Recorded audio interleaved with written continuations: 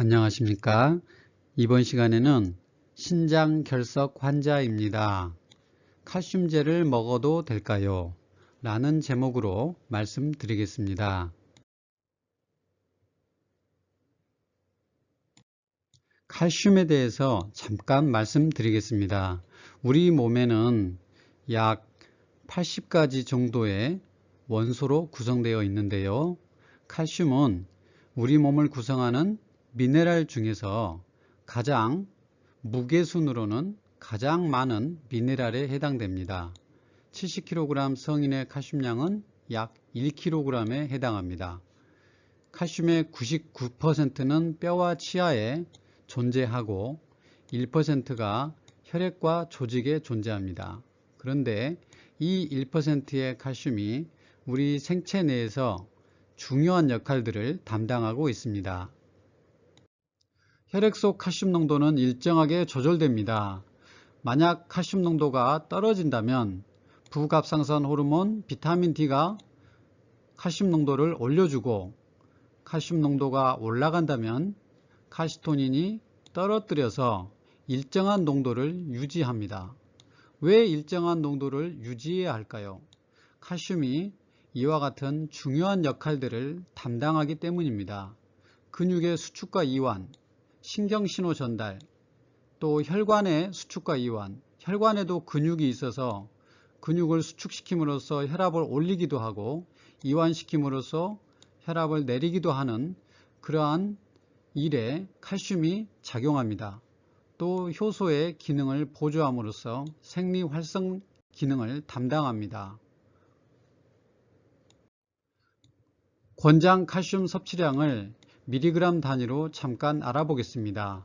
하루에 성인 기준으로 미국은 1000, 한국은 700mg입니다. 한국에서 성인은 하루에 700mg이고 실제로 섭취량의 평균은 512mg입니다. 200mg 정도를 부족하게 섭취하고 있는 상황입니다. 임신부나 수유부는 1000이나 1100 정도로 많이 섭취해야 합니다. 청소년도 역시 골격이 커지기 때문에 800에서 900 정도를 섭취하고, 골다공증과 폐경기의 여성분들은 1000에서 1500mg 정도로 많이 섭취해야 하겠습니다. 이제 신장결석 환자 칼슘 옥살레이트에 대해서 말씀드리겠습니다. 신장결석은 결석의 성상에 따라서 몇 가지가 있지만 대부분의 신장결석은 바로 옥살산 칼슘이라는 성분으로 되어 있습니다. 화학식으로는 C가 2개, 칼슘이 1개, 산소가 4개로 되어 있고, 옥살산 칼슘은 산업에서 이렇게 분말로 만들어져서 사용합니다. 인체 내에서는 이런 식으로 결정을 이루어서 강력한 통증을 일으키는 그러한 결석을 만들어냅니다. 옥살산 칼슘이 화학 구조식을 보면 우선 옥살산은 탄소가 있고 이렇게 COOH 카르복실기라고 하는 것이 2개가 서로 결합해 있는 상태가 바로 옥살산이고, 여기에 칼슘이 이 옥살산에 붙어 있는 것이 바로 옥살산 칼슘이 되겠습니다. 이렇게도 나타낼 수가 있겠습니다. 이것이 바로 신장결석을 일으키는 가장 많은 성상이 되겠습니다.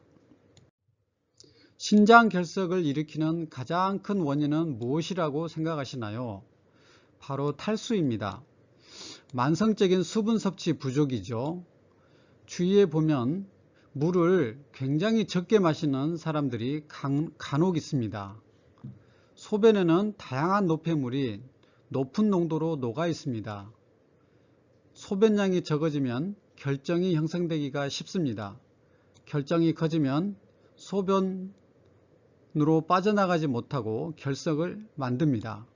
따라서 물을 충분히 마시는 것이 반드시 중요합니다. 질문입니다. 신장결석 환자는 칼슘제 복용을 금해야 할까요? 골다공증 예방과 치료를 위해서 칼슘제를 드시는 분이 많습니다. 그런데 신장결석이 있습니다. 그러면 칼슘제를 먹어야 할지 말아야 할지 혼란스럽습니다. 1997년 미국 내과학회지에 실린 내용을 보면 결석 발생률이 칼슘이 풍부한 음식을 먹었으면 35%가 감소했습니다. 그런데 보충제로서 칼슘제를 먹은 사람은 20%가 증가했습니다.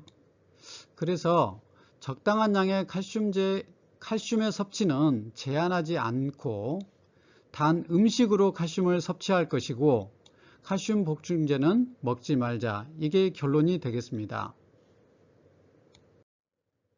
칼슘이 많이 들어있는 음식 속의 칼슘 함량표 몇 가지를 정리했습니다. 음식 100g당 칼슘의 함량 미리그램 단위입니다. 마른 멸치가 정말 많습니다. 100g당 2000mg이나 됩니다. 우유는 100cc당 200mg입니다. 우유와 멸치는 거의 10배 차이가 나죠. 요구르트 100cc에는 100mg, 치즈는 약 500mg, 꽤 많습니다. 달걀은 60mg 밖에 되지 않습니다. 그런데 달걀 껍질에는 많이 있습니다. 톳 1400mg이나 되지요. 김은 720, 두부는 120, 낫또는 100, 쑥갓 120. 그래서 싱싱한 채소 잎사귀에도 많고, 그리고 콩 종류에도 많고, 해조류에도 많이 있습니다. 그리고 치즈도 많이 있고, 우유 요구르트에도 물론 많이 있지만 우유는 저는 여러 가지 이유로 추천하지 않는다고 여러 번 말씀드렸습니다. 앞전 슬라이드를 보면서 팁을 한 가지 말씀드리겠습니다. 칼슘 권장량을 쉽게 섭취하는 방법입니다. 하루에 마른 새우나 마른 멸치 한 줌을 먹는 것입니다. 이렇게 하면 하루 권장량을 충분히 섭취할 수 있는 것입니다. 굳이 우유를 여러 가지 부작용이 있는 우유를 먹을 필요가 없다는 것입니다. 신장 결석의 원인을 보면 수분 섭취 부족이 가장 많다고 했고, 육식을 하게 되는 경우가 결석의 원인이 한 가지입니다. 또 비타민 D를 보충제로 너무 과량을 오랫동안 드시는 분이 있는데, 이렇게 되면 고칼슘 혈증이 일어나서 결석이 일어날 수도 있습니다. 또는 이뇨제를 쓰게 되면서 칼슘이 많이 소변으로 빠져나가면서 결석이 될 수도 있습니다. 그래서 이런 약제도 먹는 약제도 살펴봐야 되겠습니다. 신장 결석 환자입니다. 생활 지침은 어떻게 하는 것이 좋을까요? 첫 번째, 물 마시기입니다.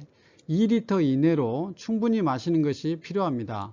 하지만 2리터 이상 너무 많이 마시는 것은 건강에 좋지 않습니다.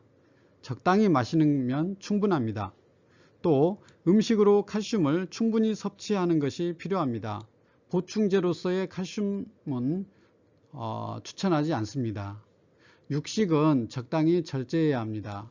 그리고 칼륨, 마그네슘, 비타민 B그룹 등의 보충도 필요합니다.